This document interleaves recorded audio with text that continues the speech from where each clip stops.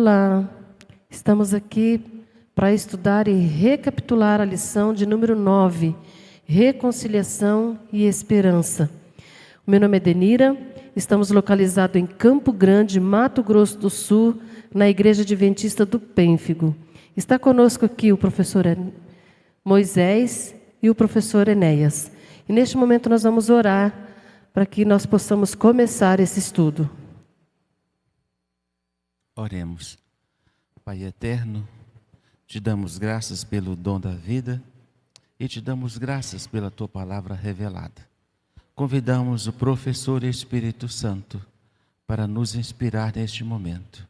Amém. E também inspirar os nossos ouvintes em nome de Jesus. Amém. Essa lição de número 9, Reconciliação e Esperança. O verso para memorizar.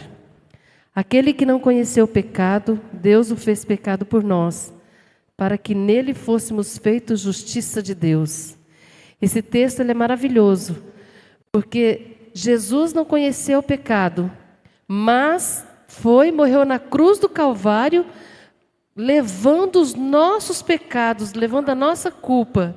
E diante disso, o que você tem a escolher? O que você tem feito para que aceite essa reconciliação? Porque eu falo que essa reconciliação de esperança é como um espelho. Quando o espelho quebra, você pode até colocar ali uma fita, colar, mas o que acontece? Ele não fica mais a mesma coisa. E Jesus não, ele trouxe a reconciliação verdadeiramente, sem deixar brecha. Porque o homem quebrou, foi quebrada essa reconciliação. Mas Jesus veio e reconciliou novamente. Que fantástico, né? Deus é maravilhoso quanto a isso, porque trouxe esperança para o homem. Lindo, muito lindo. Vamos ler Efésios 1, verso 4, que diz assim: assim como nos escolheu nele antes da fundação do mundo, para sermos santos e irrepreensíveis perante ele em amor. Ou seja, Deus nos escolheu antes da fundação do mundo para fazermos parte dessa reconciliação e esperança. Ele nos concedeu essa palavra da reconciliação para transmitir a outras pessoas. Quando Adão e Eva pecaram, ele quebrou esse espelho. Aí ele falou que ele um dia iria ferir a cabeça da serpente. E também, lá no Êxodo, Moisés levantou a serpente lá no deserto, que representava Jesus. Aquele que olhasse para Jesus e obedecesse aos mandamentos, seriam salvos. Ele fez tudo isso por nós, reconciliou não só Adão e Eva, mas o mundo inteiro para nós, para Deus. E isso para nós é uma grande esperança, porque se não fosse Jesus ter feito isso, nós não teríamos essa esperança de reconciliação novamente. Porque Deus amou o mundo de tal maneira que enviou o seu Filho para que pudéssemos ter salvação. Então essa é uma grande esperança. Amém. A lição de domingo, reconciliados de obras más. Agora eu fiquei pensando, e as obras boas? Porque reconciliado de obras más. Nós já em pecado concebeste a nossa mãe. Então, desde o ventre, nós já temos essa tendência do mal, essa tendência de pecar. Mas Cristo nos trouxe a reconciliação do bem. É uma grande diferença. A grande diferença aí, irmã, que eu vejo é o seguinte: quando o homem pecou, ele virou as costas para Deus. Ao virar as costas para Deus, ele se tornou inimigo de Deus. E sendo inimigo de Deus, mesmo as obras que entre aspas parecem boas, são más. E quando é tão interessante ver que quando Jesus fez Adão e colocou no Jardim do Éden para que pudesse cuidar e lavrar, E Adão, então, ali, ele quebrou esse encontro, esse vínculo com Deus face a face. Ele se escondeu porque teve medo. E quando Jesus chegou ali, disse para ele o quê? Adão, onde você está? O que você está fazendo? E Adão respondeu, Senhor, eu tive medo, vergonha e me escondi. E hoje, o que acontece conosco? Acontece a mesma coisa, de nós pecarmos, de nós querermos esconder, achando que podemos esconder dos irmãos, mas de Deus não esconde nada. Porque Deus é o Criador, Ele conhece todas as coisas. Isso está exatamente na lição de domingo, né? Lição de domingo. Aí, na primeira pergunta de domingo,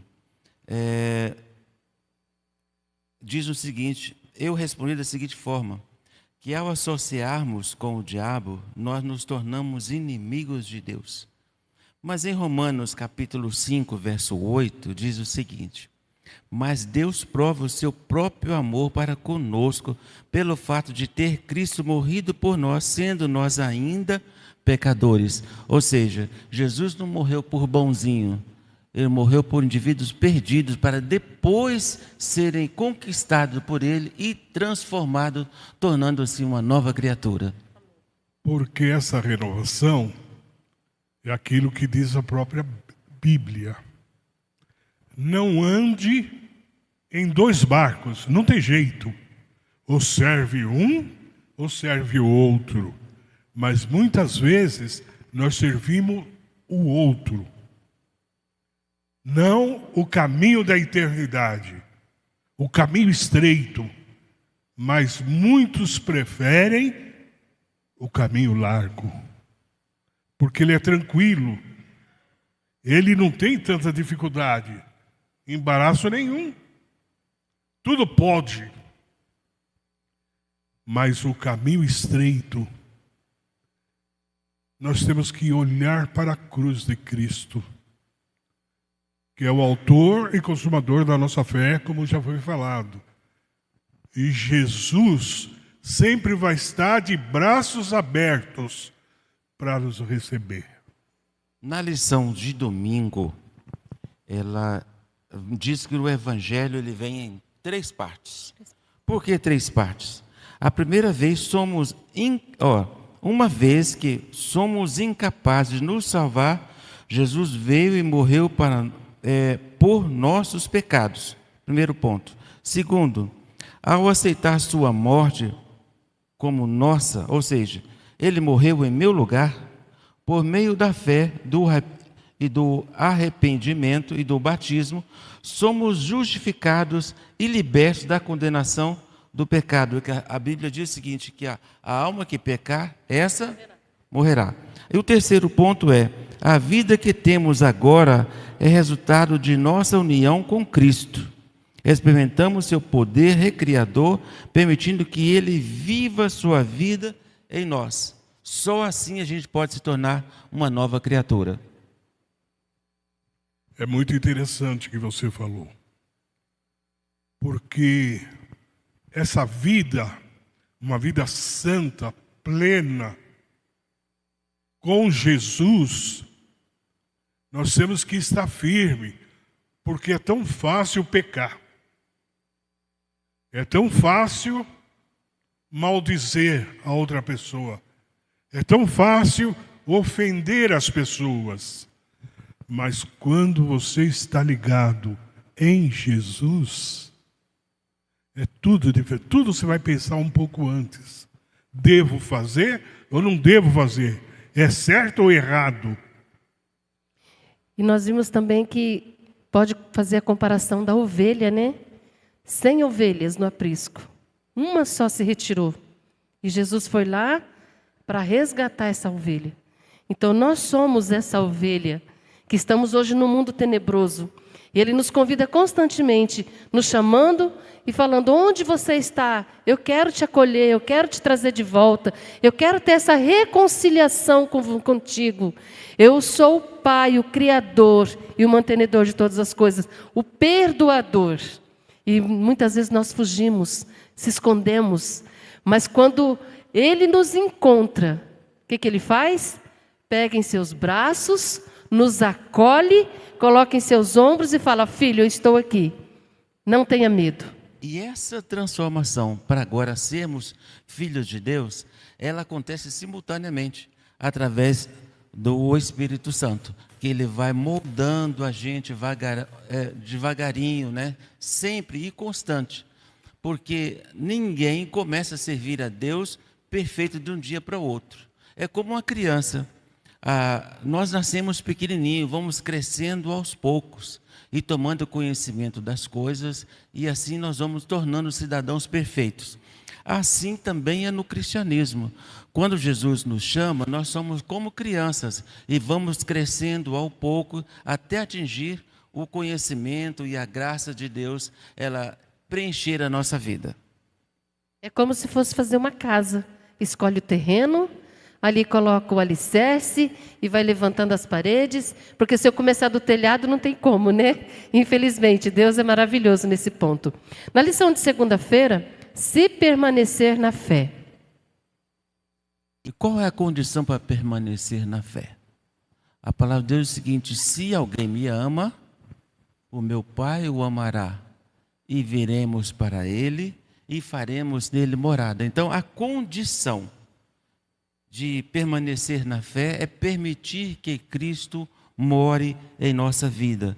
Aqui nos versos de Colossenses 2, verso 5 e Efésios 3, verso 17, eu respondi da seguinte forma: ter forte convicção de quem é Deus e do que Cristo fez por nós e nos oferece dia a dia, sem amor, quer dizer, seu amor e cuidado.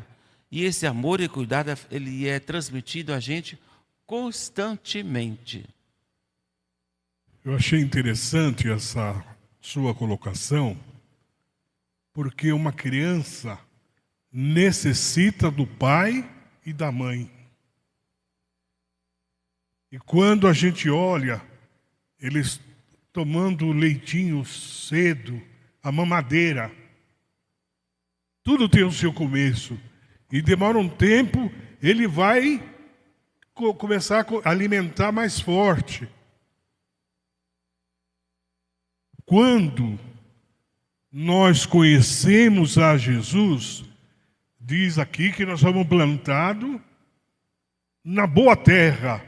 Essa boa terra é Jesus.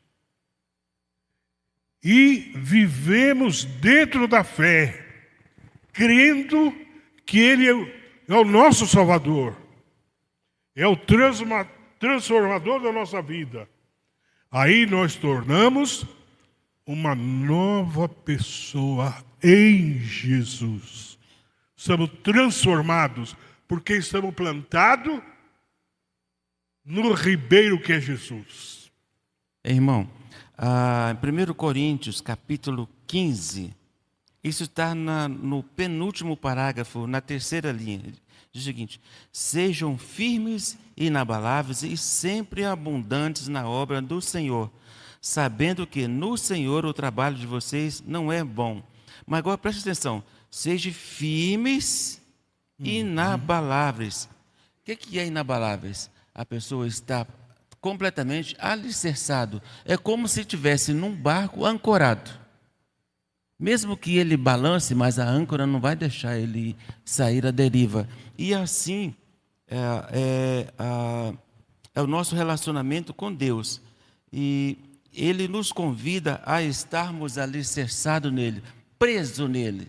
E esse contínuo ancoramento no Senhor nos torna o quê? Abundantes na obra do Senhor.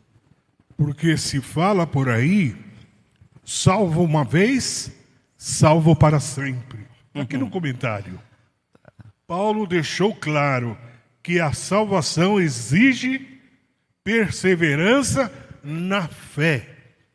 Cada dia mais nós somos renovados no sangue de Jesus. E o sangue de Jesus tem poder. Amém. Transformador. Amém. Que nos ajuda a trilhar nesse mundo que nós estamos vivendo. O que presta hoje na terra? Pouca coisa. Em Colossenses 1:23, diz assim: se é que vocês permaneçam na fé, alicerçados e firmes, e não se deixando afastar da esperança do evangelho de vocês, ouviram e que foi pregado a toda criatura debaixo do céu, e do qual eu, Paulo, me tornei ministro. Qual é a chave disso aí mesmo? Permanecer. Permanecer. Perfeito. Vamos para a lição de terça-feira. O plano eterno de Deus. Qual é o plano de Deus? É a salvação, aquilo que a professora Denira falou. É aquela ovelha que ele foi buscar. Ele foi nos buscar. Jesus foi nos buscar. Curou as feridas daquela ovelha perdida. Sarou. Trouxe nos braços. Tudo isso ele faz com cada um de nós. Quando aceitamos verdadeiramente Cristo Jesus. Quando nós aceitamos. E por isso que vivemos com alegria. Porque estamos no braço de Deus. Deus Pai, Deus Filho e Deus Espírito Santo. Aí vem uma pergunta, irmão. Depois que aceita Jesus, nós passamos a ter problemas ou ficamos numa boa? Todos têm problemas. No mundo tereis aflições, tem de bom ânimo que eu venci o mundo. Então, se nós permanecermos firmes, pelo mais que nós tenhamos dificuldade, nós vamos conseguir passar por ela e vencer.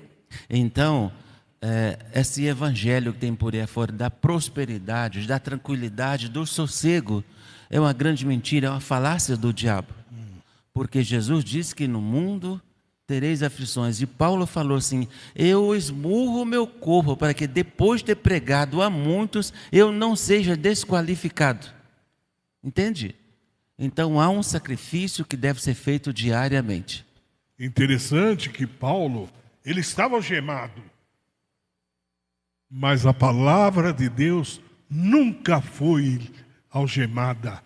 Ela está livre para todo mundo. Aquele que crê, aquele que aceita Jesus como Salvador pessoal. E esse permanecer firmes, eu fiquei pensando aqui, muitas vezes nós vamos fazer uma calçada. E a gente quer que aquela calçada fique, a massa fica bem firme, que não quebre. E o que nós colocamos nela? Preparo de cimento, de areia, de pedra, água, ferro, para que possa fortalecer. E na parte espiritual, o que isso representa para nós? O estudo da lição, a busca em Deus, o conhecimento da Bíblia, colocar em prática aquilo que nós aprendemos. É o culto racional, buscar, fazer, permanecer, para que nós possamos nos conduzir e conduzir a outros. Porque o plano eterno de Deus é a nossa salvação. Quando você busca na palavra, busca no entendimento do poder do Espírito Santo, essa palavra a Bíblia vai te transformar. E essa transformação faz com que você cresça cada dia em nome de Jesus. Amém. Você não volta para trás. Uma coisa Amém. interessante, Denira, que eu vejo é o seguinte, que esse evangelho, que o plano de Deus, ele foi fundado antes da formação desse mundo. E Deus planejou isso muito antes. E esse plano, ele foi delineando ele, mostrando a gente de pouco a pouco.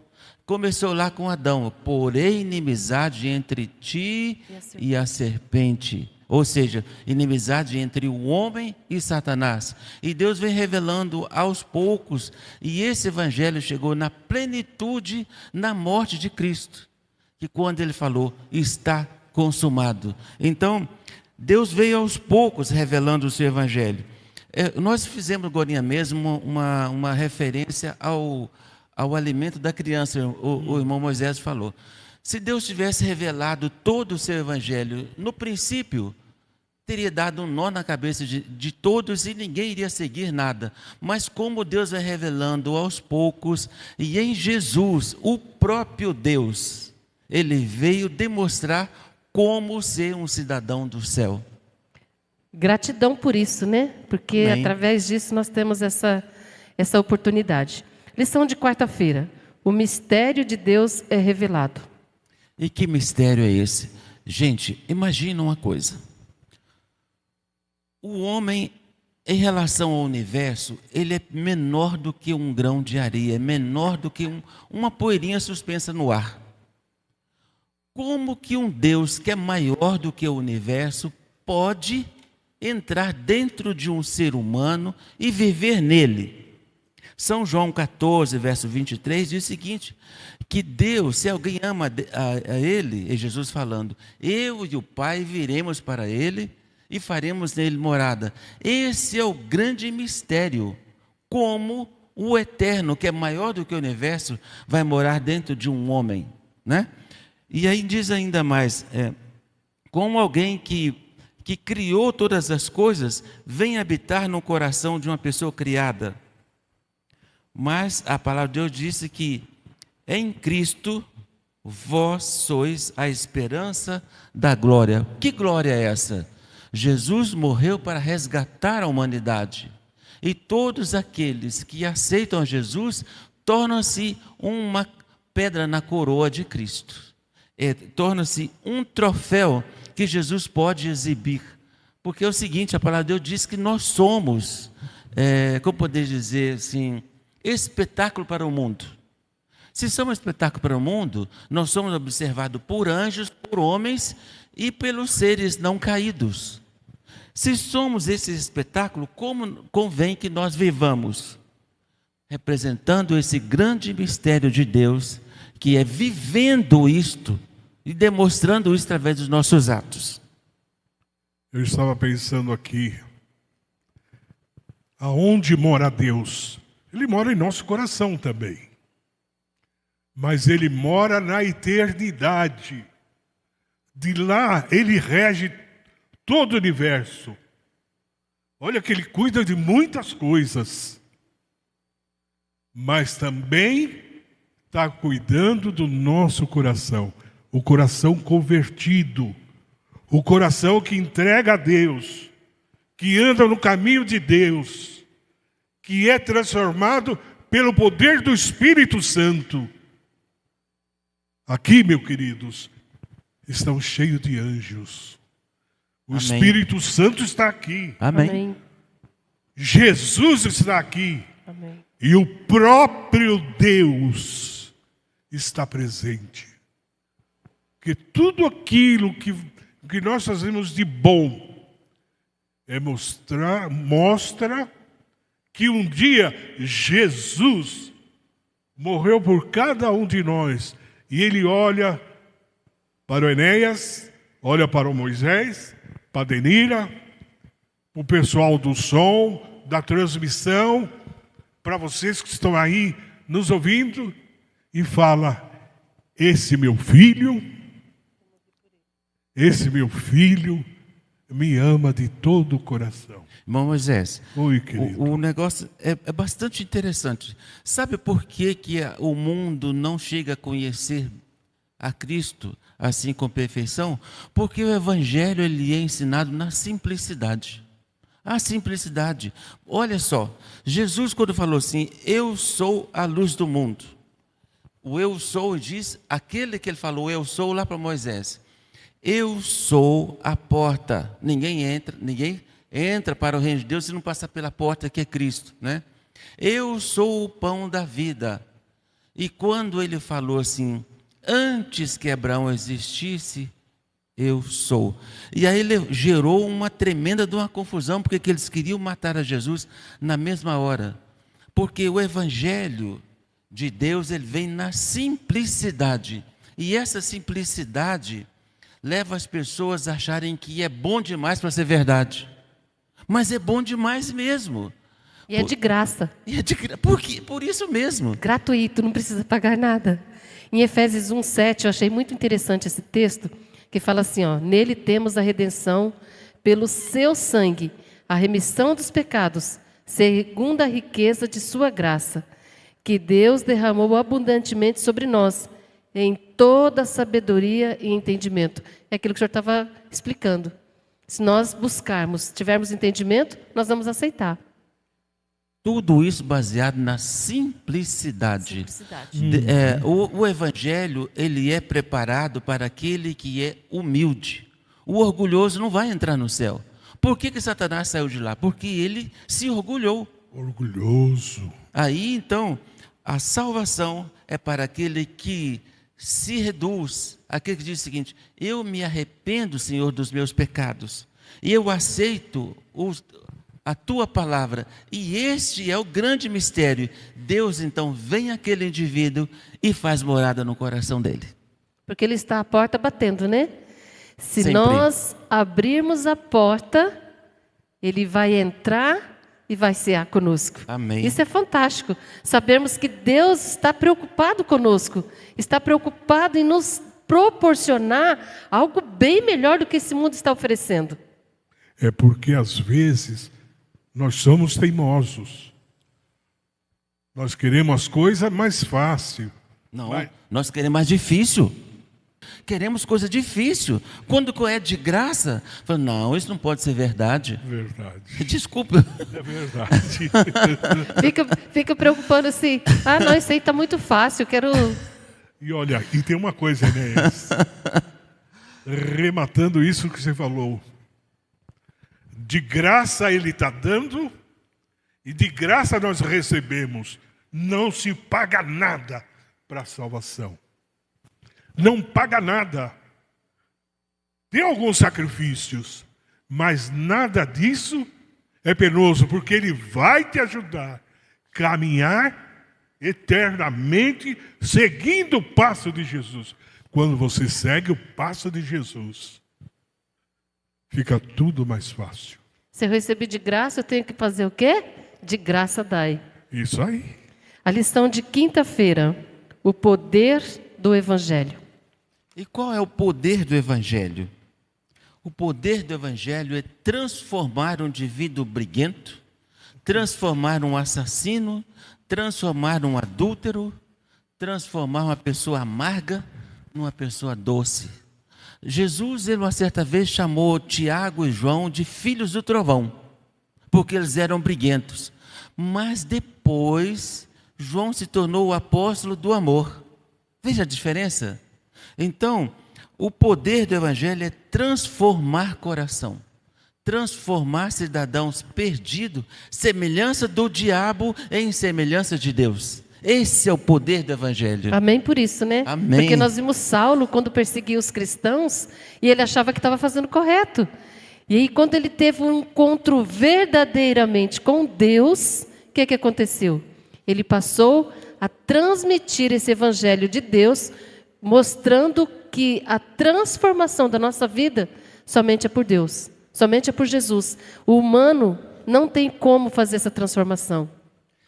Denira, prepara para nós aí, por favor, Atos capítulo 20, verso 29 e 31.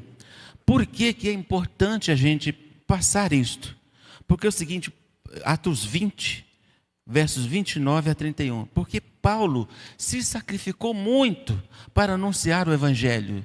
Jesus deu a sua vida para anunciar o Evangelho.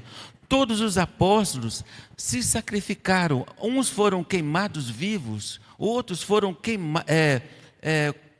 comidos por animais, outros foram cerrados ao meio, no caso de Isaías, não apóstolo, mas profeta. Outros foram degolados, como Paulo. E ele falou uma coisa muito importante, que depois da partida dele, haveria de acontecer coisa muito estranha. Pode ler para nós, por favor? Atos 20, versículo 29. Eu sei que depois de minha partida, aparecerão no meio de vocês lobos ferozes, que não pouparão o rebanho, e que até mesmo entre vocês se levantarão homens falando coisas pervertidas, para arrastar os discípulos através de si. Portanto, vigiem, lembrando que durante 3 anos, noite e dia, não... Só um pouquinho, irmã. Quanto tempo mesmo? 3 anos, 3 anos, noite e dia. Continua, por favor. não cessei de admoestar com lágrimas cada um de vocês. Então, a pregação do Evangelho custou lágrimas, custou sangue, muitas dificuldades. Então, ele é de graça, mas ele não é barato. O poder do Evangelho, ele custou muito caro. Ele custou para Deus aquilo que era mais precioso.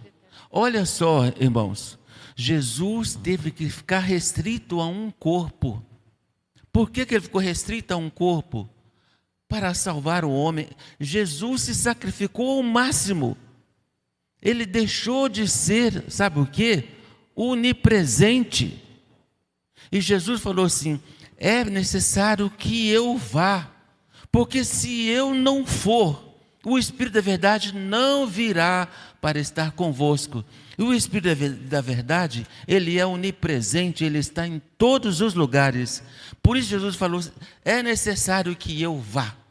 Os discípulos ficaram tristes quando ele falou que ele ia embora. Mas, voltando aqui ainda, o Evangelho, meus irmãos e amigos, ele é de graça, mas não é barato. Ele custou um sacrifício tremendo para Deus. E um sacrifício tremendo para os apóstolos e os discípulos que anunciaram esse Evangelho. Aí nós vimos em Hebreus 4:12, que fala assim: porque a palavra de Deus é viva e eficaz, é mais cortante do que qualquer espada de 2 gumes, e penetra até o ponto de dividir a alma e espírito, juntas e medulas, e é apta para julgar os pensamentos e propósitos do coração. Posso te pedir uma outra coisa? Leia para mim também 1 Coríntios 4, verso 6. 1 Coríntios 4, verso 6. Porque tem um problema hoje em dia que as pessoas arranjaram um evangelho da comodidade, um evangelho de acordo com as suas pretensões, os seus desejos. E por causa desse evangelho, 4 verso 6, por causa desse evangelho, que é o evangelho comum ter pregado por aí afora, que tornou a palavra de Cristo barata. Leia, por favor, 4:6. 1 Coríntios 4:6. Meus irmãos, apliquei estas coisas figuradamente a mim mesmo e a Apolo por causa de vocês, para que, por exemplo, vocês aprendam isto: não ultrapassem o que está escrito. Só um pouquinho, irmã. O que não pode fazer mesmo? Não ultrapassem o que está escrito. Qualquer evangelho que sair fora da palavra de Deus, ele é maldito. Continua, irmã, por favor. Para que ninguém se enche de orgulho a favor de um prejuízo de outro. Ou seja, engrandecer um e menosprezar outro. Diante de Deus nós somos todos iguais, né? Por isso nós não podemos acrescentar e nem tirar. E Isaías 8:20 diz o seguinte, que os falsos ensinos, né, eles contêm elementos de verdade, mas acrescentam ou retiram alguma coisa. Ou seja, o evangelho barato que tem por aí afora, eles não falam assim contra a palavra de Deus, mas eles colocam um pouquinho de verdade e mesclam ele com mentira. Mas Isaías diz o seguinte, que se eles não falarem de acordo com esta palavra, nunca verão a alva. Está em Isaías capítulo 8, verso 20. E aqui no meio dessa lição, diz assim: ainda assim, precisamos ter cautela. E é por isso que Paulo usou a palavra advertindo, em Colossenses 1:28. Há caminho que ao ser humano parece direito, mas no fim dele é caminho da morte. Que fantástico, né? Essa lição, então, nós vamos passar para a lição de sexta-feira. E vem assim: não possuímos em nós mesmos a justiça necessária para satisfazer as exigências da lei de Deus, é aquilo que o senhor acabou de ler. Há coisas que para nós parece ser correto, mas é caminho de perdição, é caminho de morte. Então, eu acho que essa lição e o mistério de Deus, ele está baseado em quê? Em a gente aceitar Cristo, aceitar a sua palavra na totalidade, não tirar partes da palavra de Deus, aceitá-la na totalidade e permitir que o Senhor habite em nosso coração. Esse é o verdadeiro mistério, porque é o seguinte, como que a divindade vai habitar no coração do homem? Se Cristo habitar no nosso coração, então nós temos a esperança da glória. E esse é o grande mistério de Deus. Deus conosco. Aqui eu vou ler um texto fora da lição. Para terminar, a Denira depois termina então, tá? A bênção araônica. O Senhor te abençoe e te guarde. O Senhor faça resplandecer o seu rosto sobre ti e tenha misericórdia de ti. E o Senhor sobre ti levante o teu rosto e te dê a paz. Amém. Amém. É o que mais nós precisamos nessa terra, a paz de Deus. Amém. E aqui no caminho a Cristo, fala assim: portanto, nada temos pelo que nos vangloriar, nenhum motivo para exaltação própria. Nossa única razão para a esperança está na justiça de Cristo, que nos é atribuída como resultado da obra do Espírito Santo, o qual atua em nós e é o nosso intermédio. Caminho a Cristo, página 40 e 41. Isso para nós, sem palavras, né? Porque o ser humano necessita desse Deus maravilhoso, necessita dessa morte, necessitou desse sangue derramado para que nós pudéssemos ter a esperança de salvação, de perdão e redenção. A alma que pecar, Essa morrerá. Jesus morreu no meu lugar. A justiça dele foi atribuída a mim. Agora só me resta aceitar. E Tem que seguir em aceitar. frente. Com certeza. Aceitar. Aceitar e seguir em frente. Vamos orar? Grandioso eterno Deus, obrigado, Jesus, porque o Senhor é maravilhoso. O Senhor nos trouxe aqui a esperança da reconciliação. Nós te agradecemos. Nos ajude, Pai, a entender, compreender e colocar em prática em nossas vidas, para que junto nós possamos levar a outros e assim nos preparar para morarmos contigo na eternidade.